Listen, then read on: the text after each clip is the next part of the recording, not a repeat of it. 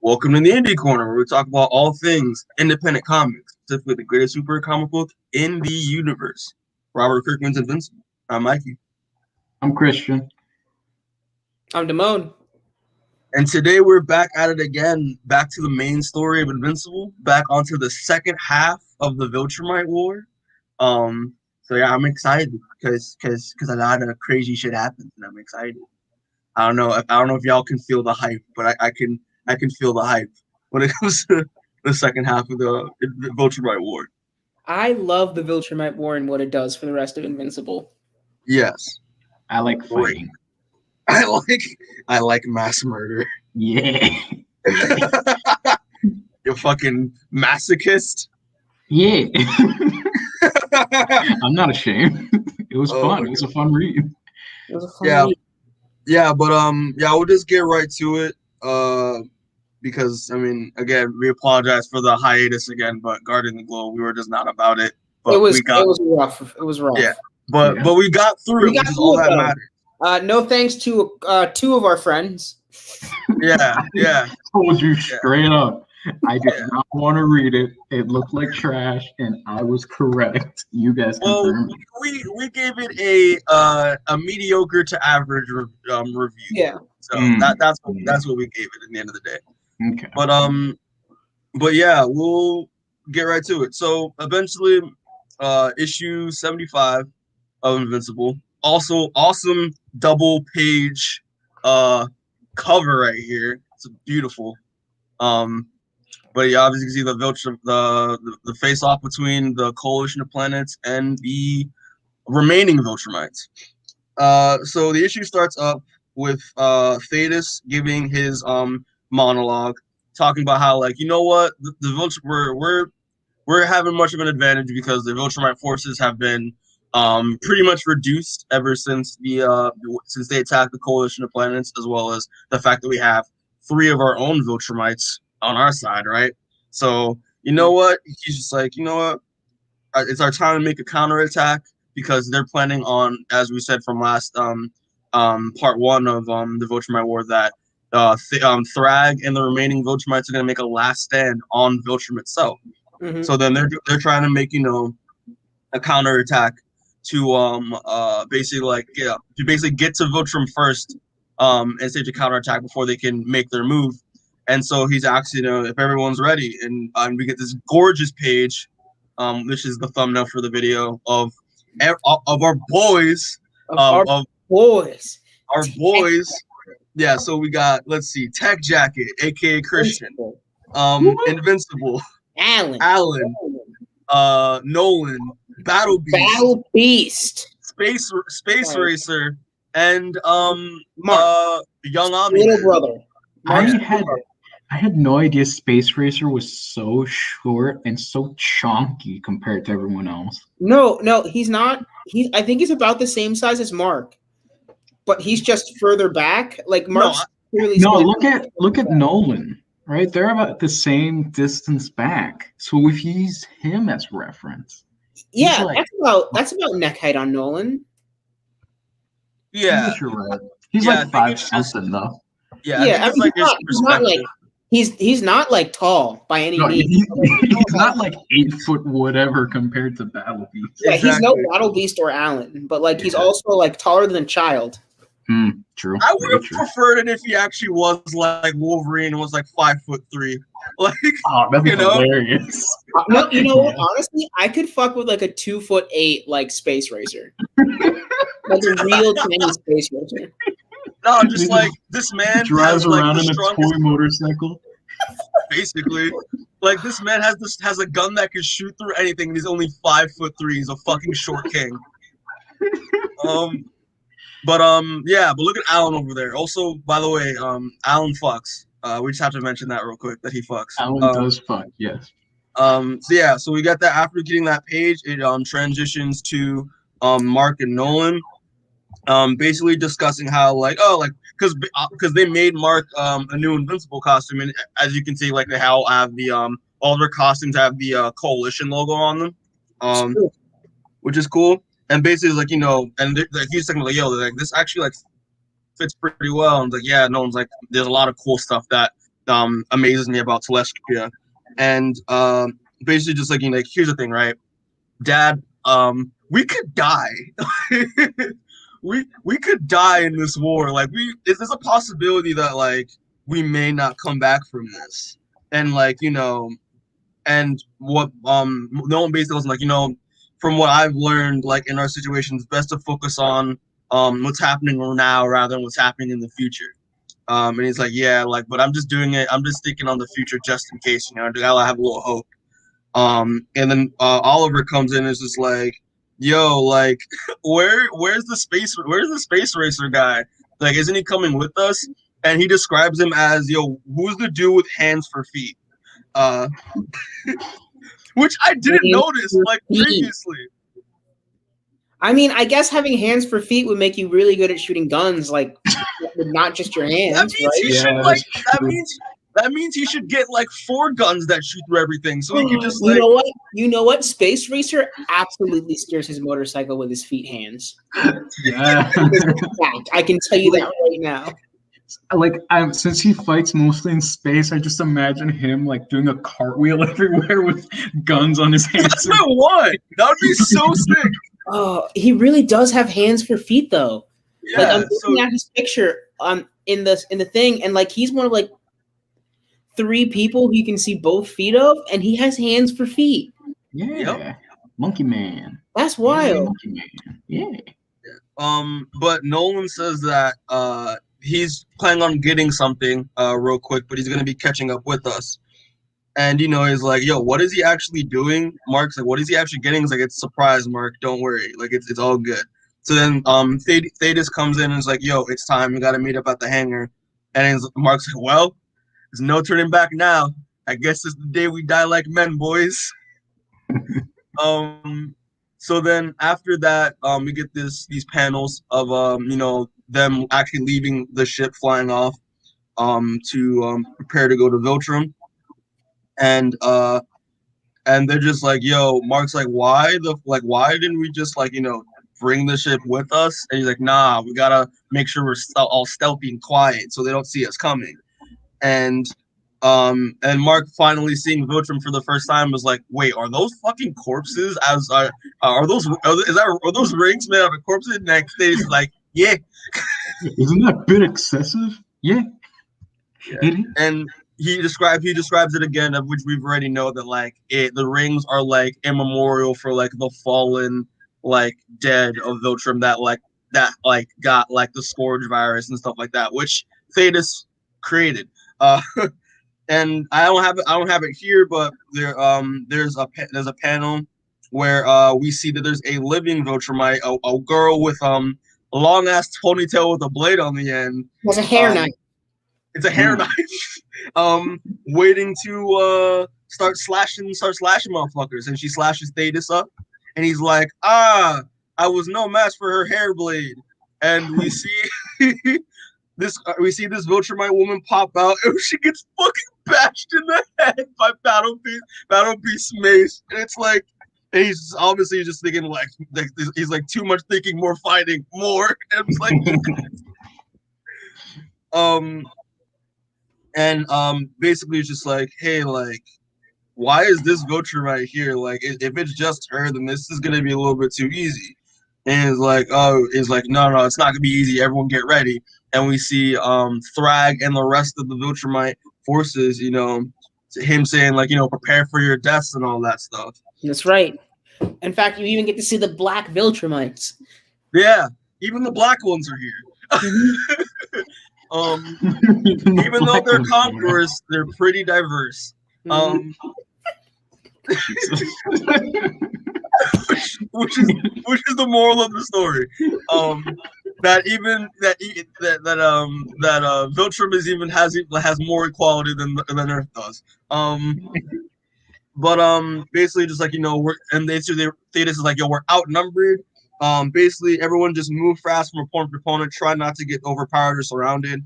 And it's like it's only if Space Racer could. And then you just see conveniently Space Racer arrives with God, I forget their names, but it's the aliens that can like kill Viltrumites, that like eat them.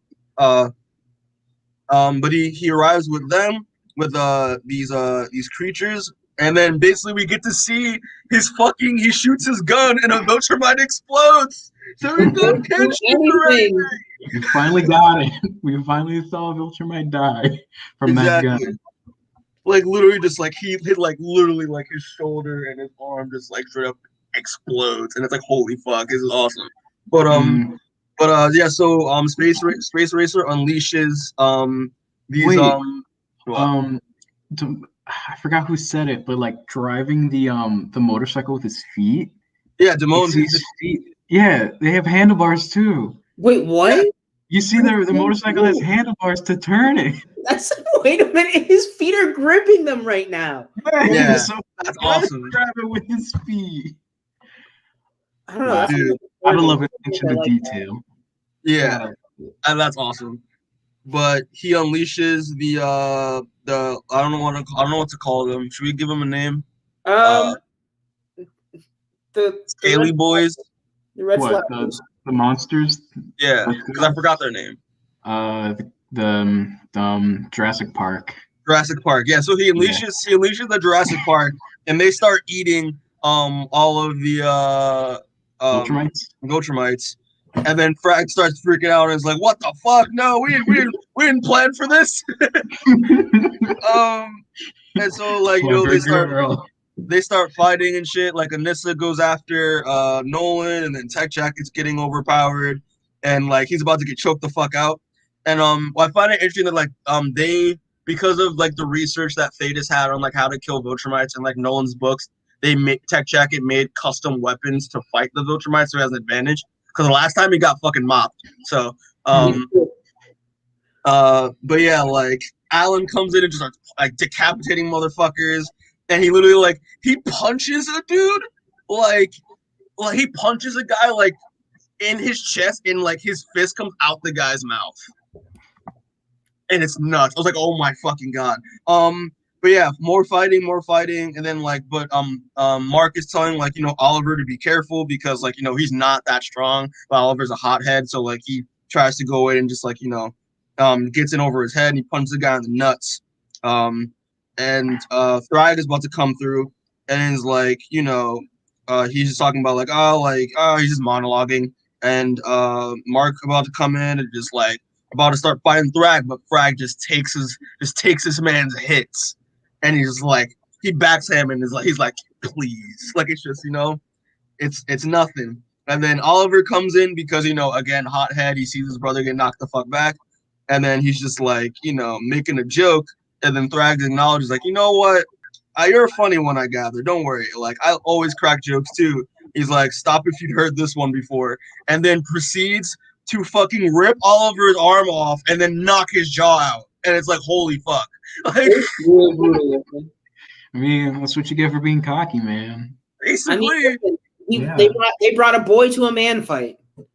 Really? Listen, I will say this: Oliver, for being a Viltrumite as well as having the Thraxia DNA with his mother, he's pretty powerful. You can just say a bug person, Mike.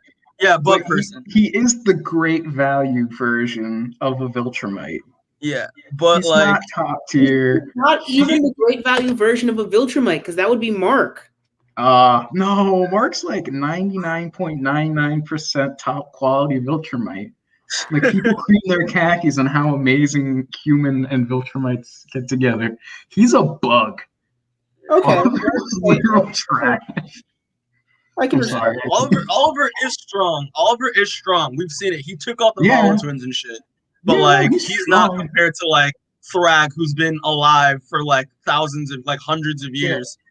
Name one Viltrumite. Also, I want to say right now, I really like Thragg's face. Oh, you were. Yeah. I don't know why. There's something about the way his mustache sits. I like the way it looks. I like his hair. How nice and tight it is. That's also probably it a little. Yeah. Wait, just Chris, like what were you gonna say? Design in general. I just want to say name one Viltrumite that didn't punch his arm through Oliver's chest. Name one that didn't. Well, the one that we not punched his chest, but like through his chest, but like Conquest broke his fucking arm and his shoulder. Oh yeah, that's what I meant. Name one that didn't break his arm, and then he's immediately out for the count. Yeah, but Thragg did one up and really ripped his arm off and punched his jaw out. Like, you know. But after that happens, obviously Mark goes into a little rage mode and is just like, oh, you killed my brother, bro, and like he's just trying to like punch. He's trying to do a number on Thragg, and it's just not doing well. And then it's like, you know, he's like, and basically like Thragg just makes a statement just like, you know, like you're in over your head, like even Conquest fears me. And then Mark reveals to them, oh, I killed Conquest and now I'm going to kill you, which shocks everyone's like, oh my god, like he killed Conquest, like that's impossible, like how could he do that, you know? Which gives more intrigue to the other Viltrumites about how strong Mark actually is, which I think is kind of cool. And you know, more fighting. Battle Beast is just going crazy, just like having a huge boner because like of like the fights that's happening right now. It's true. Yeah, like everyone's just getting like there's just a lot of blood and violence. But then next thing you know, Theda's like, you know what, guys, I got a plan. Trust me. So like, you know, Space Racer, when aim it dead center aim the gun dead center at Viltrumite at Viltrum. Guys, just follow me. We're gonna we're just gonna fly directly at Viltrum, and then everyone's just fucking confused. And then Space Racer fires his gun, and then they all start. You know, he's like, stay close, and it's like, you know, we have time to perfectly reach. We have to perfectly reach the planet at the same time, and like everyone's like, you know, getting taken out by Viltrums like while they're trying to go down. So like it's only Mark, Nolan, and Invincible left, and he just says, "Get ready," and they all just start. They break Viltrum's atmosphere and basically slam with the help of Space Racer's gun to like weaken the crust of the planet. They start to like, you know, they burst onto it and inevitably go through Viltrum and inevitably destroying it. Look at that, dude! It is fucking like that. That's this moment right here is when I was like, shit just got fucking real. Like that's so metal. Like right? It's wait, like their solution to end this war immediately is just blow up their planet. Like, yeah. So which is smart because now they don't have a home to go back to now. They got nothing to fight for now. No, they got the corpses floating in space. That's home. Yeah, yeah. They can just live there and just eat the corpses. Where the heart is, and there's like trillions of hearts over there. Mm-hmm. Yeah. Well, like I didn't have this page here, but like they just like a bunch of like really cool like sequence pages of like just Viltrum just getting like torn apart and like all the statues and the buildings are getting destroyed.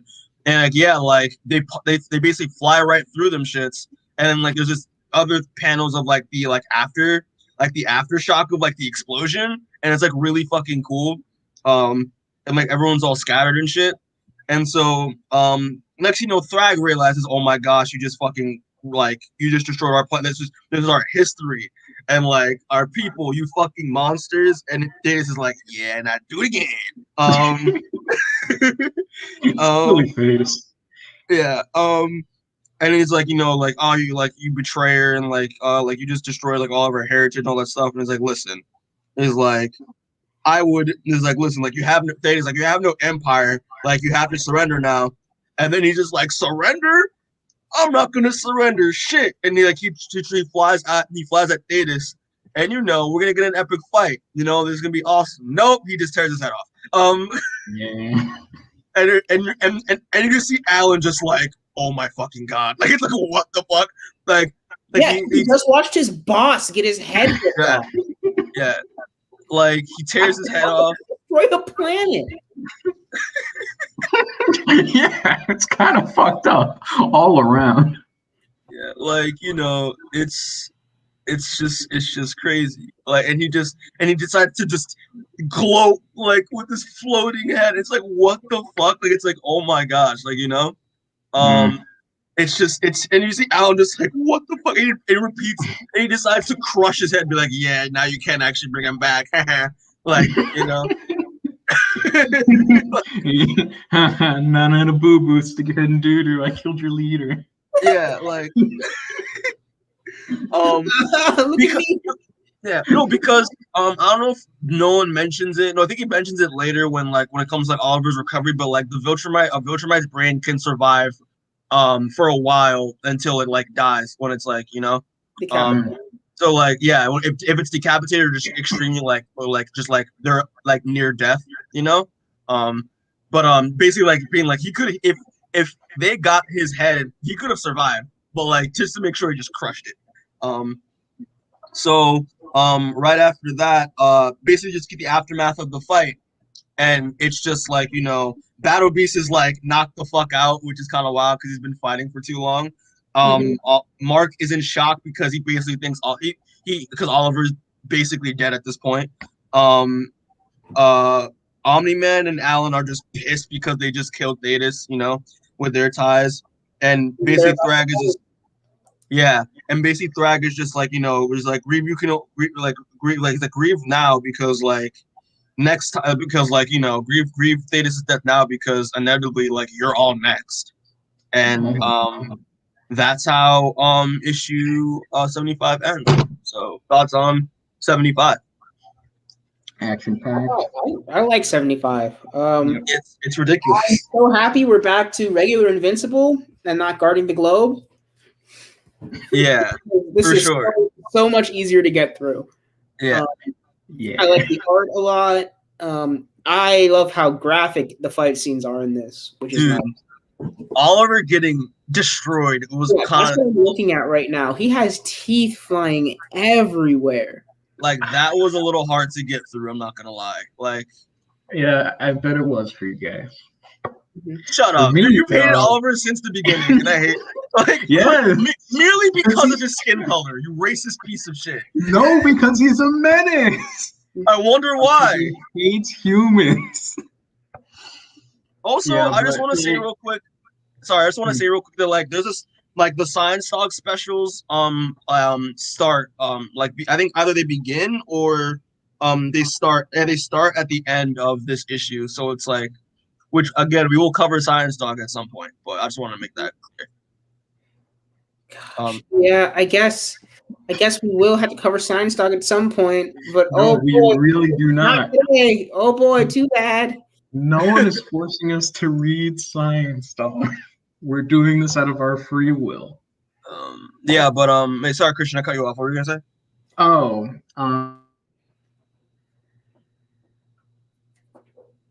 hello. Are you good? Are you good, Christian? Are you good? Well, I guess he's trying to say that the book is fantastic. All right, so shit, Chris, you good? I'm back. Yeah, I'm back. Ignore what I just said.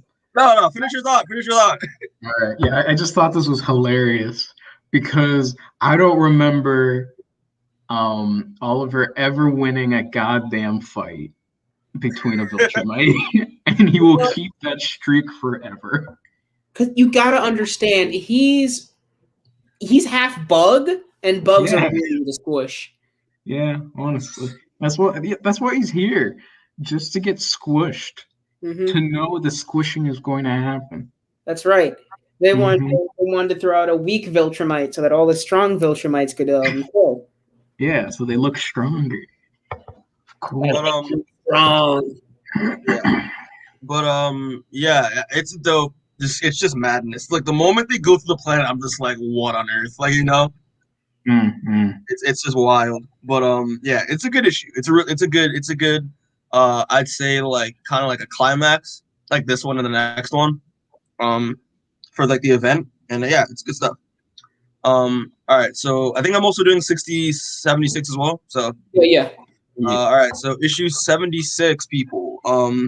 Again, awesome cover right here. It looks like Mark is about to get like wrecked even more, unfortunately. Also, like I love with this event that like we get like like the big like cover like an image and like the big foreground of like the cover, and then like we get these little like panels like in the bottom, like the bottom center of other stuff that's happening. I think it's really cool. But So yeah, this issue starts with again Thragg going fucking berserk and just straight coming after Mark. And it's just like, Mark's just like, you killed my brother. And he's like, I'm gonna kill you first because, fuck you. Uh, and Mark and like, Mark is just, again, thinks they can get the upper hand, but Thragg just eats his punches. And then Thragg proceeds to like squish Mark's head. We see Mark's like eyes like kind of like pop out of their sockets a little bit. It's really gross. It is nasty. Again, brutal fight that I just love. Not enjoy this image. They are bad. And like Thragg's just saying, like, oh, like you destroyed my planet, my history, my heritage, your heritage for that matter. It's all gone because of like this bullshit. And he plans to like return Viltrum back to like their former glory, like with their various like expanded empire. And now that like that future's kind of that has been robbed from them after like the coalition's retaliation. And just more villain monologue, and it's interesting.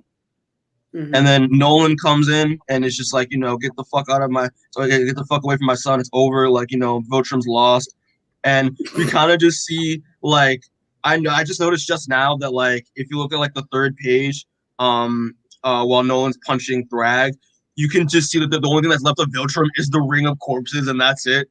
Like it's just a ring of corpses and just no planet, and I think it's fucking insane. The planet's part of the Ring of Corpses now. It's just a ring world.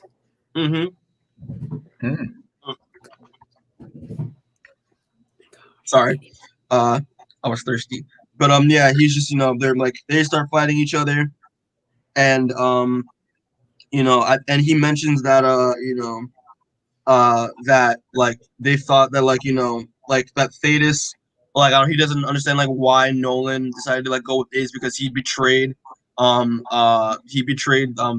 and he realized that like he killed I think his name is King Argo, who was like the leader of the Viltrumites at that time before Thragg. He was King Daddy Viltrumite. Yeah, he was King Daddy Viltrumite. He was the skull. Yeah. He just takes he was the skull. Yeah.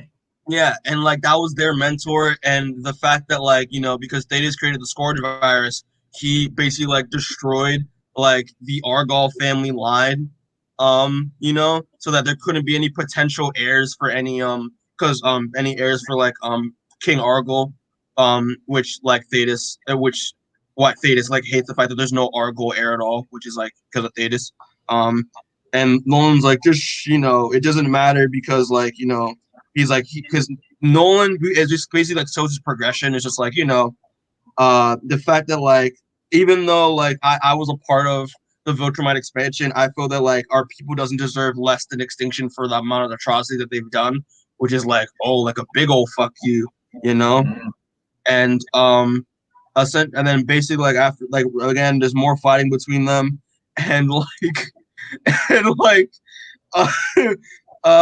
like Battle Beast decides to come in. He's like, finally a worthy adversary I've been waiting for. Let's go. He's like,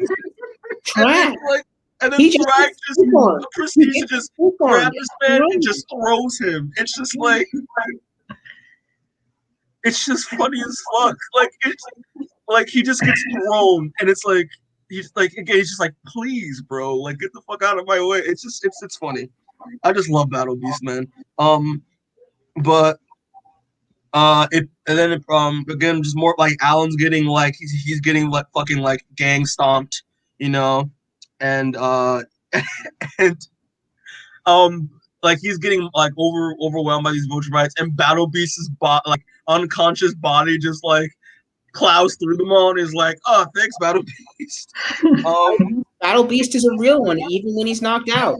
Yeah, like exactly. And then just like everyone like Tech Jacket struggling like to stay into the fight. Like Alan again is getting wrecked, and then we see again Space Racer using his gun and just starts wrecking. Like does his gun like track people? I feel like.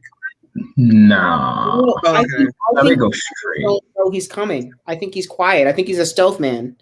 Yeah, probably. They are in space. Remember? Yeah, there's no sound in exactly. space. Exactly. Only murder. But like, yeah, like he is just, he starts shooting a bunch of Viltrumites to get him away from Alan, and he needs to take Alan and just like get him out of the fight. And he's like, Alan's like, yo, we can't fucking leave. And he's like, bro, hell yeah, the fuck we can, because like he's just like, there's too many of them. Is like, like the plan was a fucking disaster to begin with because they're called the Ragnar. That's what the death lizards are, because the original plan was they were supposed to be having like their like assault on Viltrum itself, and he was supposed to unleash the Ragnar during the fight as a as a surprise attack, and that probably obviously went like that shit hit the fan when they couldn't even reach the planet.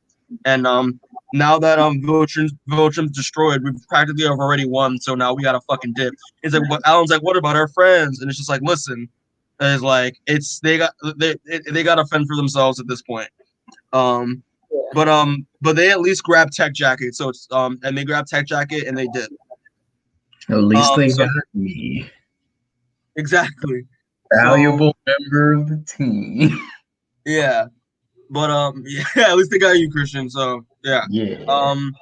But so now I don't know what the next slide is.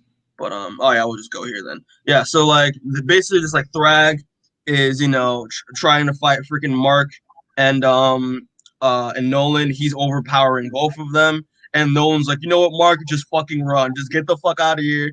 Mark tries, but then Thragg catches up to him super quick. Like, because Thragg is clearly faster than him. And then, scared he is. Look how scared Mark is, man. He looks terrified. And it's just like, which is a fair response. But then, Thragg is about to, do the trademark Invincible thing where he punches his fist through his stomach, and Mark is ready to take that shit, but then Nolan jumps in instead, and it's brutal shit. It's just and then and then he acknowledges that Nolan is basically just like he's so weak because he tried to save his offspring.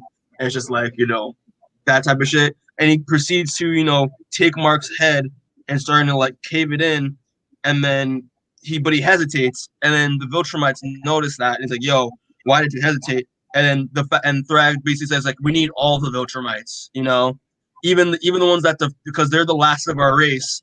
Even the ones that betrayed us, they're viable to replenish our empire, and they don't like that. And General Craig decides to come at him, and he's like, bitch, please, you can't even step up to me. But he's like, but it basically just trust me, if we are to survive, he's like, we need them above all others. And then they're just floating out in space, and it's just Mark and Nolan's they're just floating out in space, and just Nolan's guts are hanging out. And it's so fucking gross. And then the Star Trek wannabes, they recover their bodies to take them back to the Coalition. So then it transitions, I'm assuming it's weeks later, to the Coalition planet. Mark wakes up and is brought and is woken up by by Alan. The alien. Alan the alien, and he asked him what he's been wearing, and it is revealed that Alan's wearing a cast. Because of Thetis' death, Alan is the new leader of the Coalition of Planets. I thought it was just the casting. What? What? Damone, he is the new leader of an entire planet, and you're focused on his broken arm. Yes, that is the most important thing you hear. Not that robes. Correct. Yeah, but also the cast. He did break his arm pretty bad during the fight. Also the cast. It's also he became the leader of the Coalition. Which is awesome. It is cool. And I like. What are your thoughts on his new fit? I like it a lot. I hate it. I want him to be fighting fit again. Me too. Really? It's very all he just needs is a cane and a top hat, and he's good. What? No. Basically it's just like, and I love the fact that he's just like, technically you're supposed to be calling me the Great Alan, but when we're not, when we're just in socializing, you can call me Alan. And it's just like it's so funny. He just says congrats, and basically just like, he's like, yeah, we're on Telescura, and the city is practically rebuilt at this point from the previous Viltrumite attack. And he's been out for weeks. His dad woke up a few days earlier than he did, and basically he's walking him to reveal Oliver, and Oliver is essentially he's regenerating in this like healing tube, and because his arm got torn off and his jaw got knocked the fuck out, that they basically are going to be giving him basically like artificial prosthetics, and his skin will be growing over those prosthetics because he can't really regrow an arm or a jaw back.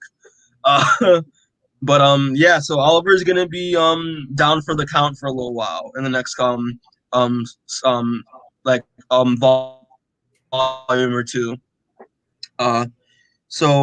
Basically just like he's talking with Nolan, catching up, just like even though like Oliver, like he's gonna be out for the count for a while, and the pod is making him heal faster. But the most important thing is like he may not be back to his full power anytime soon. But the most important thing is that he's still alive. Then we see Tech Jacket talking with Alan real quick, and it's just like saying that like there's absolutely there's no word on any Viltrumite activity at all. It's been completely silent.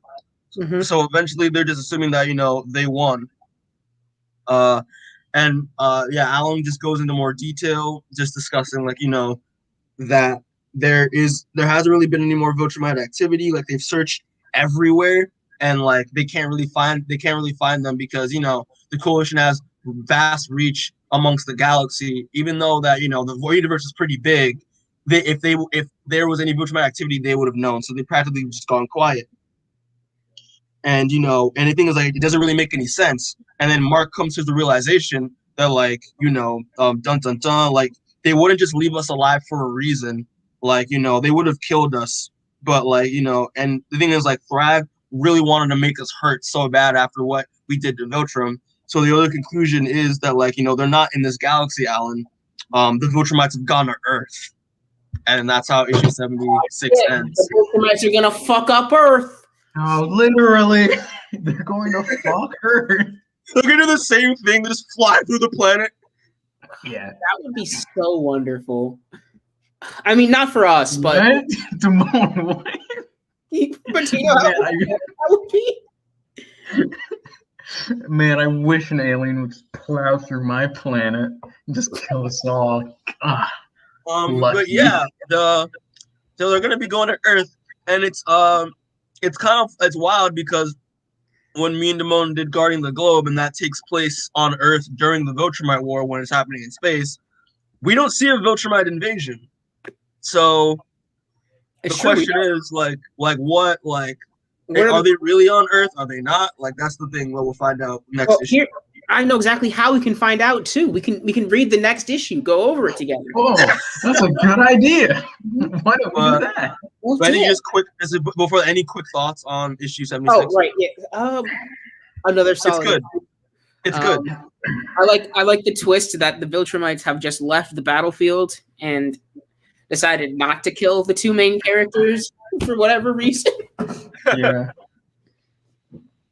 I mean, it makes sense. Like they're Viltrumites, even though they're defective ones. Like they've resisted, so like they're much a part of like the survival of the Viltrumite race along with them. It just makes sense. I'm a little upset that Alan's the new leader because now he's gonna be stuck doing paperwork instead of fighting, and I love Alan in a fight. I know, but but all that paperwork is gonna get done so well now. Think about it. That's true. Yeah. Listen, Thetis did a good job running the Coalition of Planets, but imagine fucking Alan running it. Oof. Mm-hmm. I think it's gonna run like clockwork. Yeah. Yeah. And he could marry his wife now that he's the leader. Who's gonna tell him no? Yeah, who's gonna stop Alan? Yeah, no one's gonna stop Alan from fucking because he always fucks. That's true, yeah. But yeah, it's a solid issue. I like the twist with them coming to Earth. I also agree is awesome. It's a good twist. Well, in theory, we don't know if they're going to Earth yet. Yeah, and that's just what Mark thinks. Yeah, and he just so happens to be right. Well, you don't know that because we read it.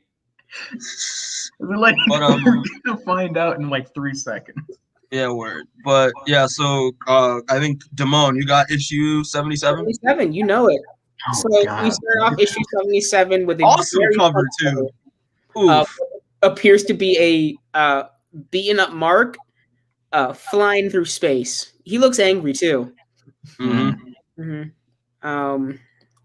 Ripped up costume, and it looks like he's fighting, meeting the Viltrumites in battle on the other side. It seems like he's going to meet them. For sure. And then we go back. We go into the issue, and we see the Viltrumites did in fact come to Earth, and they destroyed the Pentagon. It looks like Thragg is going to crush Cecil's neck, but Cecil is trying to worm his way out of it. But Thragg's not having it, so he destroys it. Like we gotta dissect these. We gotta dissect these panels a little bit. We gotta see. So we see fucking Britt get decapitated. Our cyborg friend Doug. Yeah, Doug. With things through his head. What? I thought his name was Donald. Donald. Oh, Donald. Yeah, we said Doug. Doug what the fuck is Doug? His name last episode, Christian. We got it wrong the entire episode. Jesus. Yeah, but our cyborg boy Donald, getting ripped apart. Rip the head off of Britt, the supposedly invincible man. Yeah. The only thing is that he's invincible, and he got his head ripped off. Yeah, he's not even that strong. Yeah. There's one shtick. Yeah, he doesn't have super strength. He just has bulletproof skin, and like that's it. Yeah, exactly. It's insane. He's not even strong. He's just hard. He's just really hard. There could have been so many other adjectives. He's hard. But anyway, we go to the next page, which is a double page splash, and we see Eve is getting split in half. No. Decapitated, even it seems. Not even decapitated. She gets like kind of she's diagonally like a little bit of arm. Yeah. We see Hair Knife is fighting in the background. It looks like. Yeah. Craig ripped the head off of Immortal. His wife. Wait, did fucking Kid Thor? Yeah, you see look it too, at Kid Thor in the corner. Look at Kid Thor in the corner. Oh my god, that's fucking awful. Not even the hammer and the hand. And look at what they did to Shapeshift down at the bottom. Oh yeah. Oh yeah, Shapeshift. Oh my god, it's awful. God, dude, is that dumb? Did they? Craig just crushed the werewolf's head. Oh no! Yeah. Oh, dude, Gary. We can order the Peter for that. What's his name? Wolfbird. Just call him Wolfman. Astounding Wolfman. Dude. We also found out he runs a school for wolf children. Yeah. If you missed it in the last episode, but like he has his own like werewolf X-Men now. Oh god. Yeah. Professor X for wolf. Wait, are they different types of wolves, or are they all just wolf people? They're all just werewolves, yeah. So there's nothing special about them. They're just wolves in a group. Well, they're werewolves. They're werewolves. They're werewolves in a group. Okay. Yeah. All right. Cool. What did I call them? The Hampton School for gifted werewolves. Yeah. That's funny, dude. Like, and then what? I'm trying to see what else. Yeah, like there's multiple versions of Duplicate just dead. Yeah, and you know, Immortal got decapitated. Immortal got decapitated again. Yeah, decapitated every week. That's actually you can actually see Duplicate 0 in this picture. Oh yeah.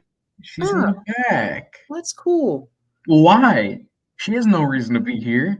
Yeah, she doesn't. I don't know why she would do that. Yeah, well, they're both retired, so like they're both retired, which kind of which is weird. But You know, I think, in my opinion, to judge the deaths, Kid Thor's death is the worst. Yeah. I say that. I did not notice that when I read it, so I was like, dude, just straight got the handle through the head. That's awful.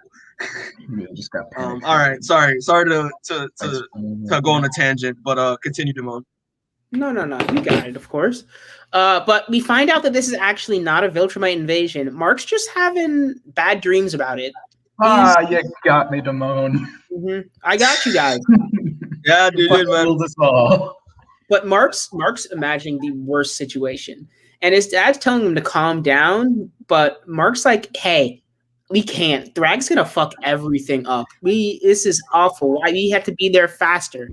And he's basically losing his shit. And his dad tells him to try to relax, which I have to assume has the exact opposite effect on Mark. Yeah. But then we go back to Telescara, and we see the new leader of the coalition with his totally hot alien wife. Well, we don't know if their wife they're married yet, but they're probably going to be because he's the leader of the coalition. Probably. Mm-hmm. But anyway, he's stressed. His wife's like, "Hey, we can have sex if you want." And Alan says, "Because remember, Alan fucks." Yeah, Alan fucks, but not right now. He's not in the mood. Which is surprising, I know. Yeah, Alan fucks, but not right now. Alan fucks, but not right now. Alan fucks, but not right now. It's because he misses his friend Tech Jacket. He can't fuck without Tech Jacket. Holding his hands with the power of friendship. That's real homies right there. Mm-hmm. But anyway, he's just stressed. He misses his friend. He doesn't want to have sex. And then we get a flash to Tech Jacket. And Tech Jacket's telling the people how it's like, "Hey, Earth is my home too. I'm going to help." And he's trying to be all motivational. But everyone else in the ship is a fucking sad sack. Mark and Nolan look so sad. And then Tech Jacket makes a joke. And then they don't laugh, and he tells them that they suck and leaves. That's what I do every time I tell a joke. You guys suck. And that's exactly what you would do. Yeah. I love Tech Jacket. Anyway, Nolan's talking to himself. He's saying how Oliver is probably awake now. And he's saying how it's a good thing that they left him because he couldn't survive another attack. They don't know what happened. And he's working through emotions, which he's trying to figure out if they were always there, or if Earth made them, or if Earth just kind of uncovered them. And he's trying to talk to Mark, but Mark's just kind of ignoring him. Mark's actually imagining Thragg killing his mother, as well as the man his mother is dating, I think. Paul? I think that's Paul. Yeah. Oh yeah, that's Paul. It seems Thragg has killed Paul with a picture of Mark. Wow. That's just insulting. Yeah, it really is. Wow. Anyway, Mark's head is not in it. Nolan says, "Hey, you know what, buddy? Calm down. Get some food, rest." And then Nolan goes to talk to Tech Jacket, and he's telling them about how, hey, we need to distract them. We need to find heroes and free them. We're going to have to do all this stuff if we're going to stage a rebellion against the Viltrumites on Earth. And he's going through all the things they need to do. And then you hear over the loudspeaker that they're approaching Earth. And Mark doesn't even want to wait. He just jumps out of the ship and flies to Earth. And he gets to Earth, and Nolan follows him. And Earth's peaceful. There's nothing happening on Earth right now. They're not there. And Mark's saying that. He's like, they're not here. And he's getting real excited. But Mark's wrong. They are here. Oh, no. Yeah. Mm-hmm. They're here. And you see Thragg looking all regal and shit. And he says, and he's like, "I'm sorry." And Mark's yelling at him, saying, "If you did anything, I'll kill you." And he's going to he killed Conquest. He's going to find a way to kill Thragg. And then he just flies up and punches Thragg, and Thragg just kind of grabs his neck. Again, eats his punches. It's like Thragg is so overpowered. This is what I have to imagine they did to Thragg when he was growing up. Just at random times, they would just have like 5 or 6 Viltrumites jump him, just at random times, and that just became his life. And he does that every breakfast morning. Like in order to get breakfast, he has to survive 1 against 6. He actually can't be executed because the Viltrumites just can't kill him with their punches. Yeah. He's been evicted for 3 murders, and he was sent to trial, and he just said, "No, fuck you," and they're like, "Okay." Oh, fuck. Yeah, that's how they do justice, right? They actually punch 2 Viltrumites. Yeah, 2 he can't punch you to death, and that's you just can't do that with Thragg. You really can't. God, he's so powerful. Jesus. Fuck. But anyway, he throws Mark and he says, "Hey, you can fight me, but just know I'm not alone. And if you kill me, everyone else is probably going to destroy your planet. But we can talk, the 3 of us." And he gives them a choice, and of course they choose talking because even in their best condition, they can't beat Thragg, and and Thragg says that's a smart choice. He basically offers them a truce. He says there's 37 Viltrumites left. They could tear apart this planet at any time, and Mark and Nolan couldn't do anything to stop them. And honestly, Thragg says it would be fair for what they did to his planet, which, eye for an eye. I get it. But he does say that he was made the Grand Regent not for revenge, but to make sure his people survive. So he tells Mark his plan. The Viltrumites are here. They're not going to leave. They're just going to stay here.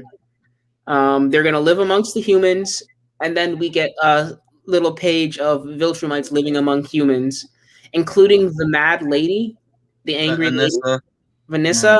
She's getting hit on, and those guys look like they're about to die. Honestly, I don't have high hopes for them. They're probably gonna end up dead. Let's be real. Yeah. Also, fucking Issa. Yeah, fucking Issa.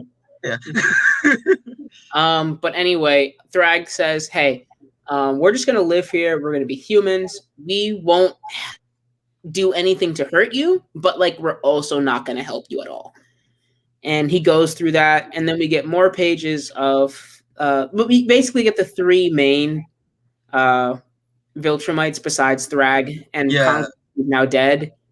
What they're doing with their normal person lives. One's a businessman, one's a girl, a woman being a woman, and the third is a biker boy. A woman being a woman.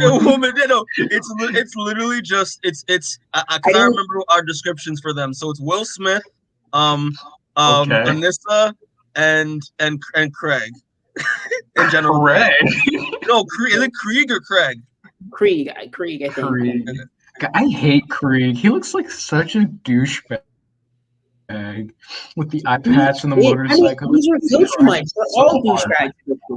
Yeah, but him specifically, it looks like he's trying so hard to be cool with his receding hairline looking ass. I hate him. But my boy Will Smith, I love him. Yeah, he's a homie. Look at him. He's bursting out of that suit. If any of the Viltrumites were going to turn good, I feel like Will Smith. Yeah. It's definitely not Anissa. Yeah, definitely not her. She's hot. She is hot. Bitch. But she's awful. I hate her. But anyway, we keep going. Thragg keeps talking about how, hey, humans and Viltrumites make a near perfect Viltrumite copy. So we're just going to stay here and replenish our lengths slowly through the years until we can actually kill you. And our children and our children's children will be people in this army. But here's the thing. Mark's not too happy about that.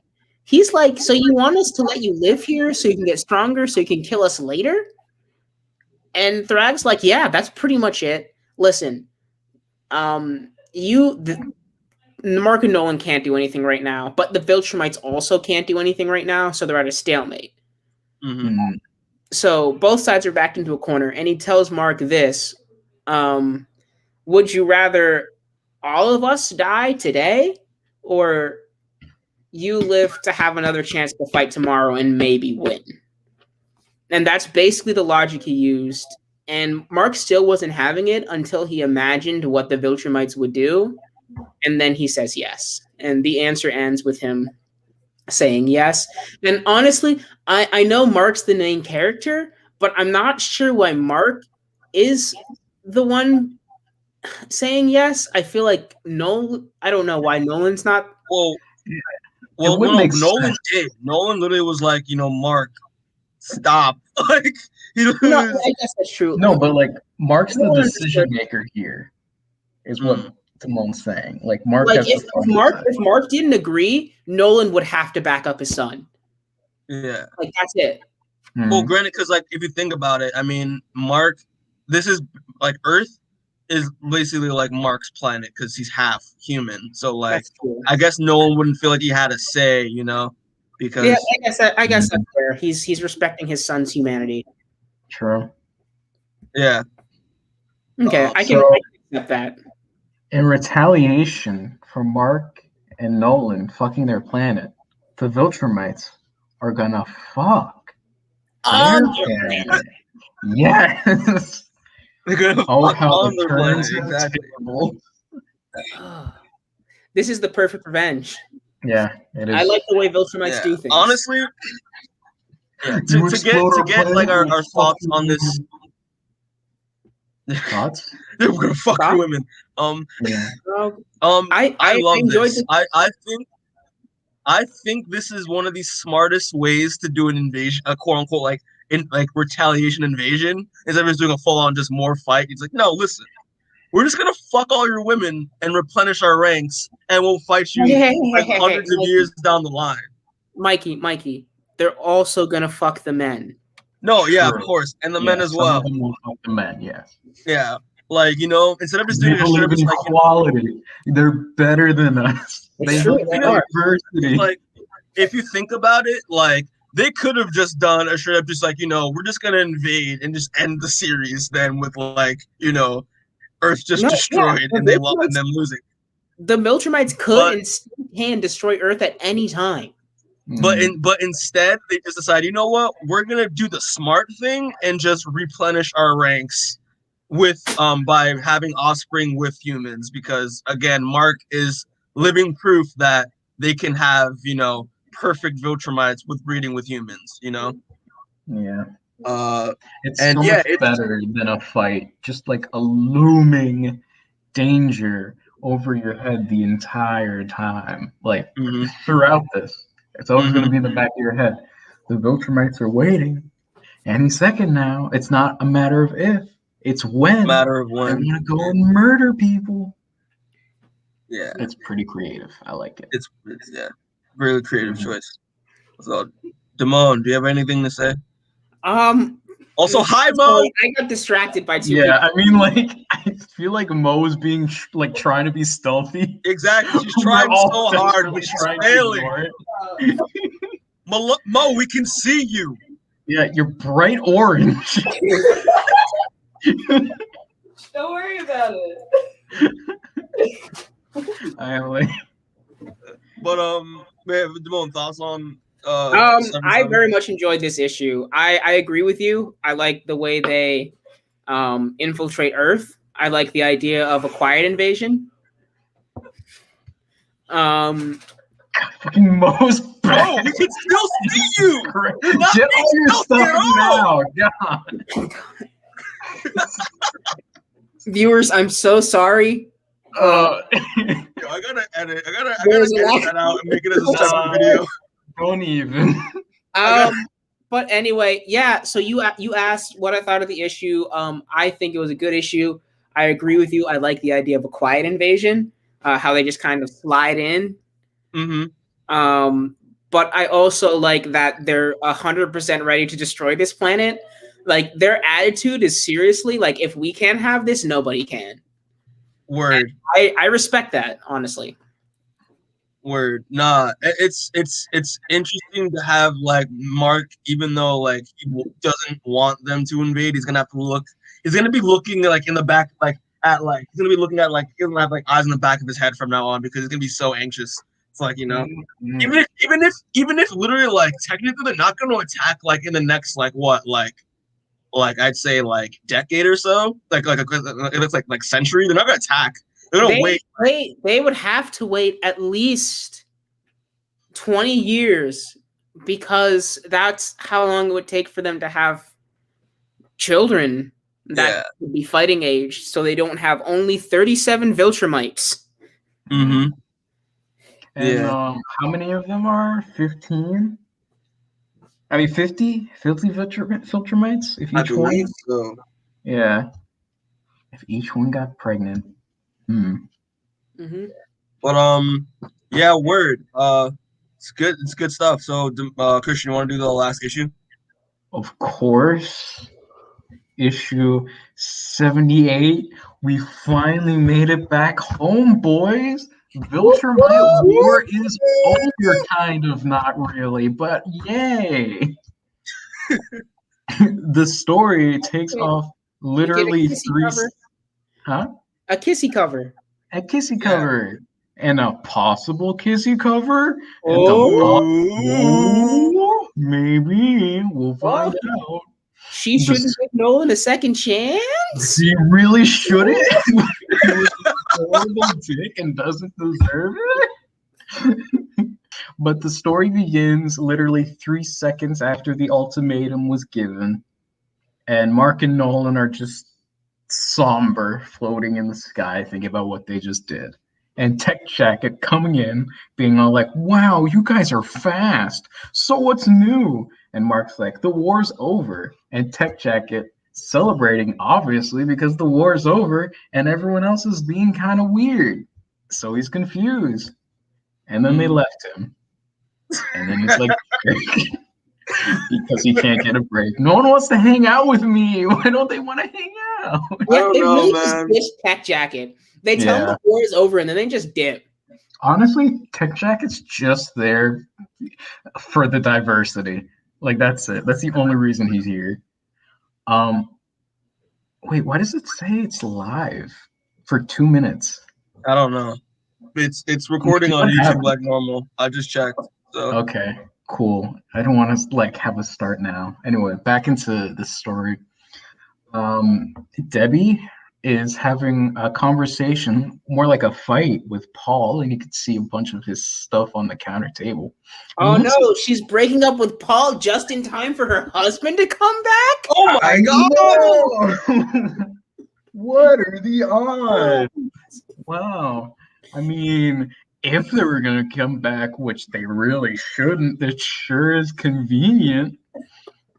She finishes the fight, hangs up on Paul, and just screams Paul's name, and someone comes in and asks, who's Paul?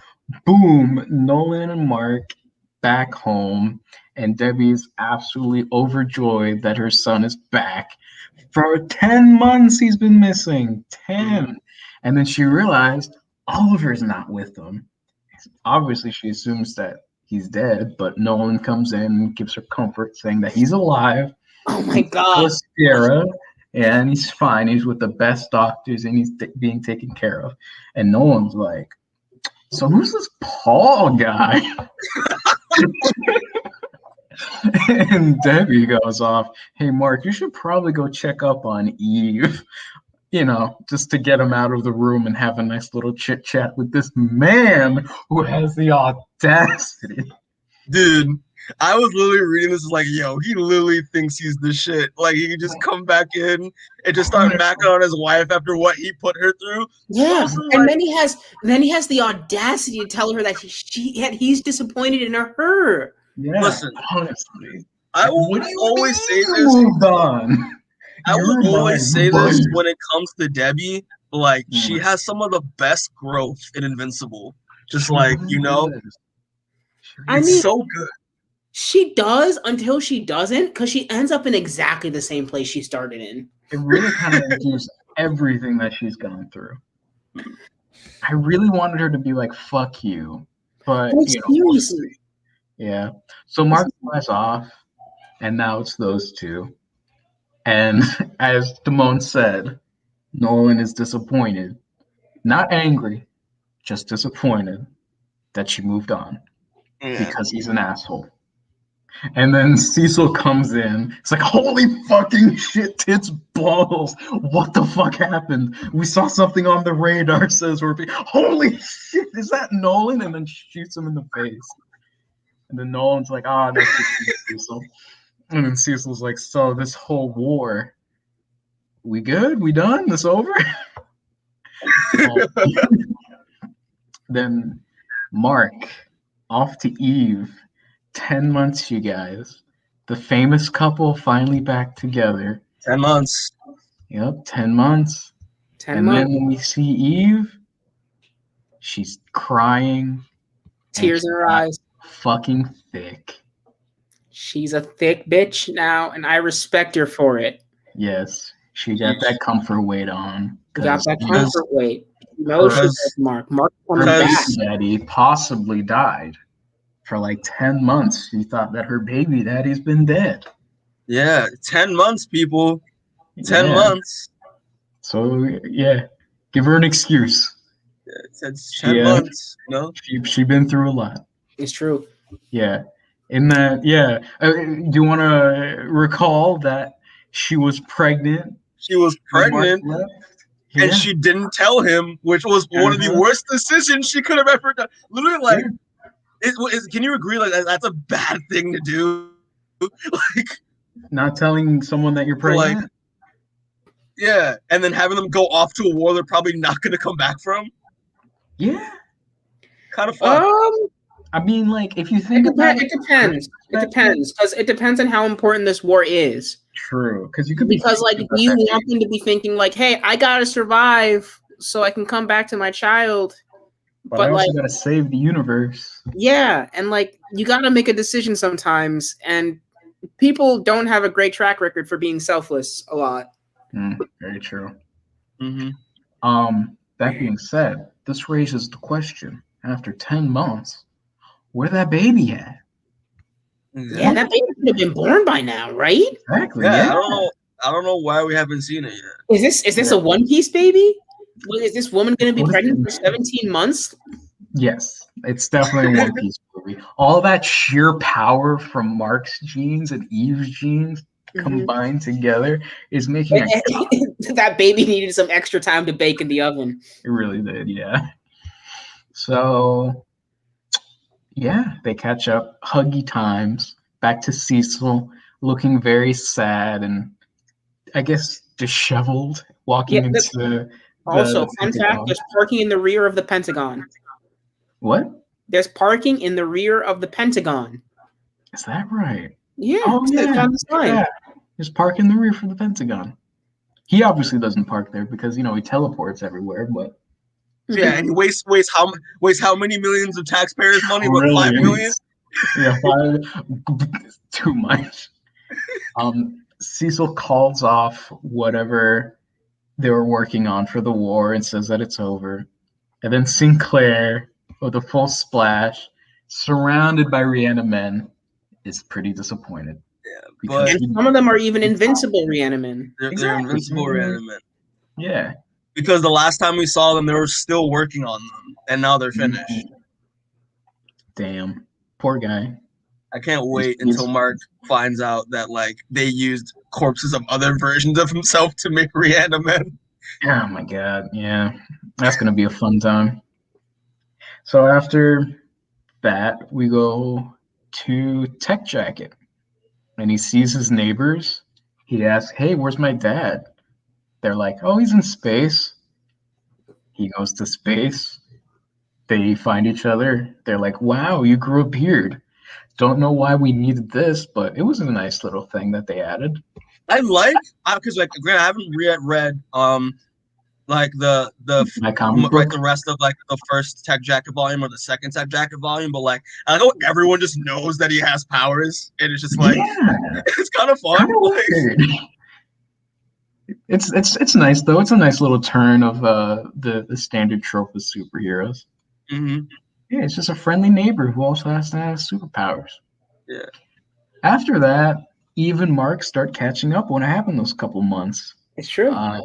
business is going well. She got her powers back and stopped acting up. Mark's happy for her. Mark asks, why are you still at your parents' house? And she's like, I don't know. It doesn't feel right. I mean, I have the money. The money isn't the problem. But, like, what's the point of getting a house without you, my love, as Eve does? And That's a quote directly from the book, my love. My love. And then Mark's like, wow, this must have been really hard for you, being away from this dick for so long. I'm sorry. This is a sad moment. And Eve was like, I thought you were dead. I thought I'd never see you again. And Mark's like, Eve. And Eve's like, give me a hug. And she was like, you were in a coma? Question mark. So I like to imagine that when Eve finds out exactly what Mark says, that no matter what it was that was actually written, that she says, "Oh, so you were away for so long and you couldn't pick up a damn phone." Yeah, honestly, I think that's where my head was going when she said that. It's like, oh, you're in a coma. Oh, that makes. If he didn't say that, she would have been like, what the actual fuck? And that's they don't have phones in space. They got spaceships in space. That is true though. Like I feel like they would have technology where like they'd have like vast like telecommunications where they could go from cover to talk to one end of the galaxy to the other. They have literal technology for telepathy. Why the fuck can't you teleportation? Any email, anything. A person to come by to say hi. Okay, but can you imagine how anticlimactic this would have been if they would have sent an email ahead of time saying, "Hey, we're okay. We'll be back in 2 weeks." Hey, babe. Head back home. Cool. Can't wait to see you. I love you, baby. All right. So back to the juicy stuff. Nolan and Debbie having a conversation. They're talking about when he left. Debbie's like, I broke up with Paul because it felt wrong having you come back and me still dating him. Something about feelings. And Nolan's like, yeah, after seeing me, you could no longer stand to be with another man. Debbie's like, this bitch did not just say this. And then Nolan's like, I wish there were some way for me to make you aware of how much I missed you. And Debbie's like, his pants. Nolan, Nolan just unzips his pants. He's like, no, what am I doing? You're a piece of shit. I can't go back to you. And then Nolan's like, Debbie, please, I love you. And then Nolan starts to comfort her, talking about, I can never take back what I did to you. I understand that. All I can say is that I was misguided, lost. There were so many emotions, conflicting thoughts. I had thousands of years of belief to overcome. You have to try to understand. It was like, no, I don't have to understand a goddamn thing. You ruined my life, you son of a bitch. Don't you understand that? You ruined ... And then she's like, I just wish that they could go back to what it was before. And no one's like, Christian, cut. I need you to go back and do that last line with a little bit more emotion. I got you. I just wish and blah, blah, blah, that stuff. Yeah. Just pick it up right after the ... All right, I got you. I just wish everything could go back to the way it was before. Beautiful. Thank you. I try. Yes. I don't take these acting classes at the YMCA for nothing. And then no one goes, no, it will never be the same because I'll never lie to you, bitch. I love you, bitch. I'll never stop loving you. All you just hear is, I love you, bitch. No, I never gonna stop loving you. Yeah. Now we go back to college. You remember William? William! Your boy. Our boy. Yup. They're at William and Rick's apartment. William saying goodbye, my love, to Rick. Eve is finally putting two pieces together. And then they talk about Mark, and that he's back from space. And if Eve told Mark about the thing yet. And then Eve's like, well, I don't know how. And then cuts to Mark flying in space. Flying in the sky, thinking about life, saying, I killed Conquest. I destroyed Viltrumite. I've done all this shit. But now they're here. Did we really win this? Did we? Dramatic pause. Now we will go back to Alan, your boy, at Telescare. Because you know what? He fucks. And we need to know that. He does. Yeah. Alan does fuck. And you know what? He's back in fucking mood too. He is. He really is. But post fuckage, he gets an urgent alert. Or is it pre-fuckage? Every day is pre-fuckage for Alan. The clock is either fuck or fuck later. Never not fuck. So Alan gets a message from Thetis marked urgent, and it explains that if I'm dead and shit hits the fan, I'm entrusting you to know what you gotta do, man. Go into my basement, take a left by the bathroom, and open the door. You're gonna see a vial. That stuff is the Scourge virus. Use it to murder everything, including your friends, if shit hits the fan. Eradicate Viltrum life forever. And whatever you do, make certain I did not die in vain. But no pressure, though. Love you. Bye-bye, boo-boo. That was a nice PS at the end. No pressure. Yes, no pressure. So ends issue 78 of Invincible. Dun, dun, dun. Dun, dun. Alan's going to have to murder his friends. He is. Yes. He is.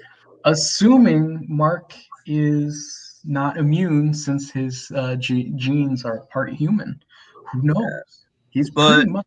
But the most important thing that we learned from this issue, William is gay, confirmed. No, didn't we know that? We knew that before. I thought we did. I thought we knew that. No, we did not know that before. No, we did. Mark found out first before Eve.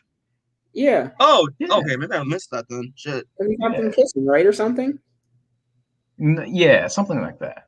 But we know. We've been known. Okay, yeah. I might have missed that. Yeah. But thoughts on 78? Good. It was a good this makes me excited for ending. Ending question mark. That's what it was. I'm so disappointed in Debbie. She don't need that man.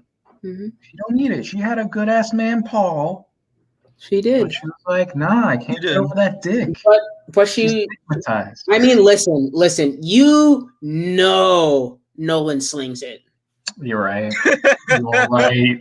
You are right. This like, man you finna know. You finna know he can break your back. Planets, take a fucking tank to the face. Yeah, this man has literally went through a fucking planet. You know he be breaking her back. Like, right? Yeah. She's walking funny for the next week. Oh my god. But yeah, great issues. No, Mark's mom, the protagonist's mom. Yeah. But yeah, no, issue 78 is a really good issue. Like it now introduced like the new like status quo with like the Viltrumites being on Earth now.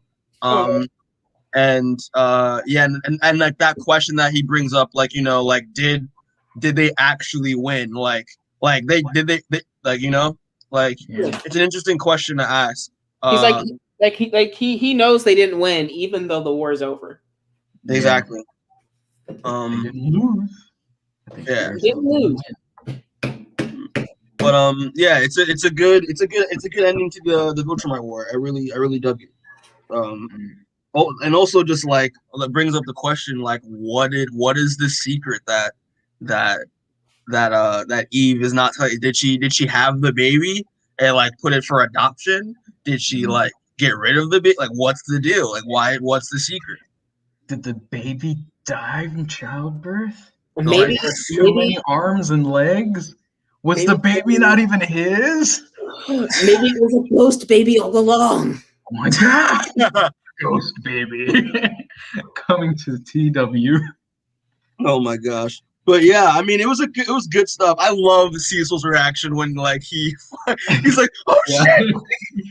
Yeah, like when I read it, not even my favorite Cecil reaction. My favorite is the second one where he comes like he's so disappointed. It's like, "Hey, we're not gonna need any of this. Probably the war though." Like so disappointed. Like, I would have been relieved. A bunch of toys and then was told he couldn't use them.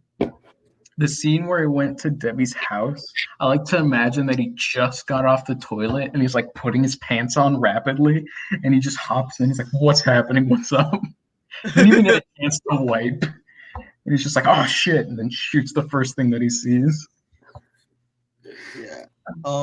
Which is funny. But like, yeah, this establishes the new status quo. It like, it's like, reaffirms like maybe a relationship between Nolan and Debbie like may start again. The fact that Eve's keeping the secret from Mark that he's not telling us, as well as like, the Reanimen are still around. Like, they may be used at some point, but like we don't really know. And the whole Reanimen too, so they're even stronger. Yeah, exactly. So I mean, it's good stuff. But that's what I have to say about 78. It's a really good end. It's a good ending for the event. It makes me excited for the next what's coming up. Word. Any thoughts on 78 people anymore? That's good. No, I don't think I have any more thoughts. All right. Well, I'm happy Oliver's gone. Yeah, but he's not gone though. But he is. So we'll just do final thoughts, not just on part 2, but like on the Invincible War as a whole now. So the 8 issues that we read. Because it's one event. It's one event. So I thought it was a single, very small event. I thought it was a good way to change up the status quo of things on Earth, especially. And it was also fun because we got to see fucking Battle Beast again. Yeah, I love Battle Beast. I love Battle Beast so much. No, this event, I mean, great. As I said, like the Invincible War is my personal favorite, but like I'm not gonna deny this event is better than it, and like the stakes are high with the Viltrumite War for sure, and like there's some just dope stuff in it. It's just crazy, like the best action we've seen in the series so far, and just like off the wall shit. I just love how like we see every character that have been introduced so far from like issue 1 all the way to like this big like crossover climax event where they all like team up and face the Viltrumites. Like Ted Jacket's so much fun in this event. He's so much fun. Left and right. Yeah. He's the comedic relief. Where Alan used to be the comedic relief, he hopped in because Alan now needs to lead a coalition of planets. He can't be a comedic relief and the leader of the whole army. Yeah, he's mature now. Mature Alan. He's daddy of the coalition. Daddies don't get to play around. But I love it. Like Battle Beast and fucking Space Racer is so much fun. Like so good. It's so good. I'm happy we found out that he could drive the motorcycle with his feet today. Yeah. I had no idea. I wish we didn't find that one out. I'm happy. The knowledge comforts me. Yeah, but this is a really good event. It's probably it's one of the most memorable. Like when people always think of like Invincible, they always think, like the Viltrumite War, 100%. Even though there are there's gonna be a few more like a few more like good events down the line, but like this is like the most iconic one. But yeah, this is good stuff, man. It's just good shit. Good writing, like great writing, not good, great writing, like great art, of course, because Ollie. Again, expressing that he's the king of fights. So, but yeah, I'm just excited to see what this new status quo is for the rest of Invincible. We are going like I think we're gonna be starting with 79. So we're almost at 100. Once we reach 100, that's when we start our next event. When we reach 100. But yeah, any any more thoughts anyone wants to say on Invincible? What's your top 10 sexiest Kung Fu Panda moments, you guys? Well, I'm glad you asked. Finally, someone's asking the real questions here. I'm surprised none of you guys acknowledged my name yet. No, we didn't want to acknowledge it because we're like, I can't believe he actually put that as his name. I've been looking forward to this day just so I could put this name here. I've been laughing at it for weeks, thinking, oh, they're gonna love this, and nothing. But yeah, anyone other thoughts on the Viltrumite War? Nope. No, Definitely not one of my top 10 sexiest Kung Fu Panda moments. Definitely not. All right. Well, thanks for the people who are watching, as well the people who will watch this. We appreciate it. Next episode, we are going to be talking about volume 15, titled Get Smart, which I've not seen the sitcom for, but I have seen the movie with Steve Carell and The Rock. So like I guess that counts. And Get Smart will cover issues 79 to 84. So again, we're almost close to 100 here. And then like just so we know, just to be clear, after Get Smart, we have like 2 more issues, volumes of main story, and then back to a side episode, and then we're back onto our next event after that. So yeah, I'm excited. We're like we've been like we're getting pretty far in. Like we're almost, because it's only supposed to be around 32 episodes of this podcast, so we're almost there. Like you know. So yeah, good on us. So Christian, you want to do our an outro real quick? Yeah. Sure. Line us up, buddy. Stay safe, people. Stay healthy. We're getting close. Can you feel it? Can you feel the warmth outside? We're almost through it, you guys. We're almost be able to we fucking almost won COVID. So proud of you guys. The reason why? Because you listened to my advice specifically and you didn't kiss the homeless. You didn't open the doors with your mouth. You didn't wipe your ass on doorknobs. And you stopped the spread. So very proud of you guys. Great job. Don't forget to get vaccinated. Only people with huge dongs get vaccinated. So if you don't got a huge dong, don't get vaccinated. Simple as that. But if you do, you already know what's up. All right.